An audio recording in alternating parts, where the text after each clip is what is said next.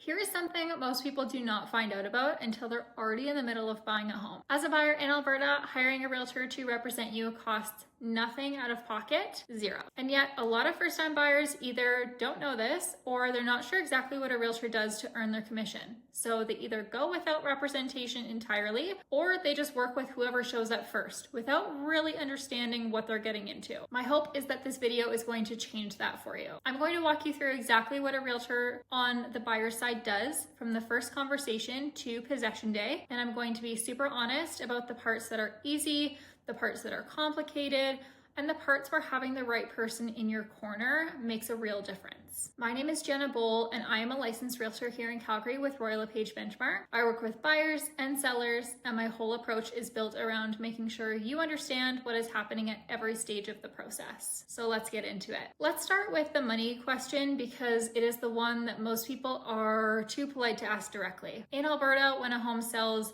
the seller pays a commission to their listing realtor, and that commission is typically shared with a buyer's realtor. So as a buyer, you are represented by a professional who is working for you, and in most cases, you're not paying them directly out of your own pocket. There are some situations where this gets a little bit more nuanced. For example, if you buy a for sale by owner property where the seller is not offering a buyer agent compensation, there may be a conversation that needs to be had about how your realtor is getting paid. But in this case, a good realtor will be transparent with you about this upfront. But in the vast majority of resale transactions in Calgary, the buyer does not write a check to their realtor. The commission comes from the sale proceeds on the seller's side. So that means hiring a realtor as a buyer is one of the few times in life where you get professional representation, advice, and advocacy at no direct cost to you. Now, let's talk about what you are actually getting for that in terms of value. There is a common misconception that a realtor's job is just to unlock doors and show you houses. That is not true. I want to walk you through what the actual role looks like from start to finish. So step one is typically a buyer consultation. Before we look at a single home,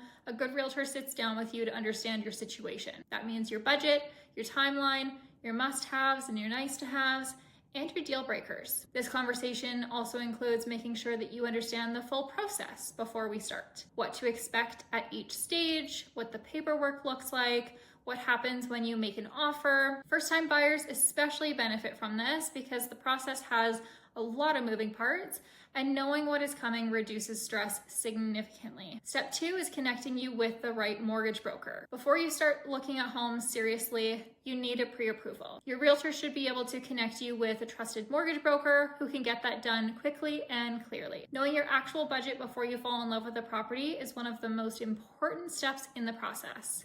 It'll save you from disappointment and put you in a strong position to move quickly when you find the right place. Step three is the property search. And yes, this is the part most people picture, but it does go beyond sending you MLS listings. A good realtor filters on your behalf. They're paying attention to days on market, price history, listing patterns, and red flags in the photos or listing details that might not be super obvious to someone who has not done this hundreds of times. They are also your access point to properties that are not yet on the market. Maybe these are coming soon listings or agent network opportunities and off-market situations that you would never find scrolling on realtor.ca on your own. Step number four is showings. This is when you walk through a home with your realtor and they are doing more than letting you admire the kitchen. They're looking at the age of the roof and the furnace.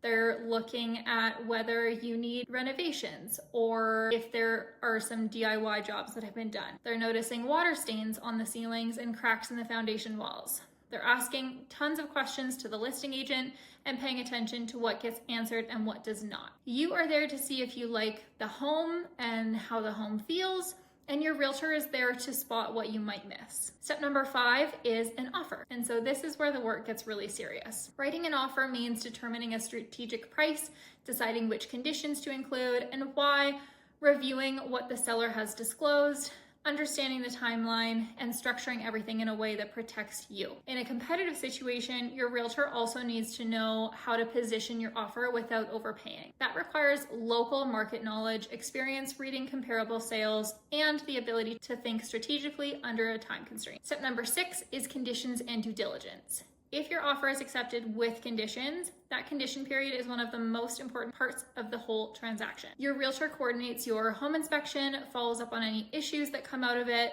helps you decide whether to proceed or renegotiate, and manages the paperwork and timelines that keep everything on track.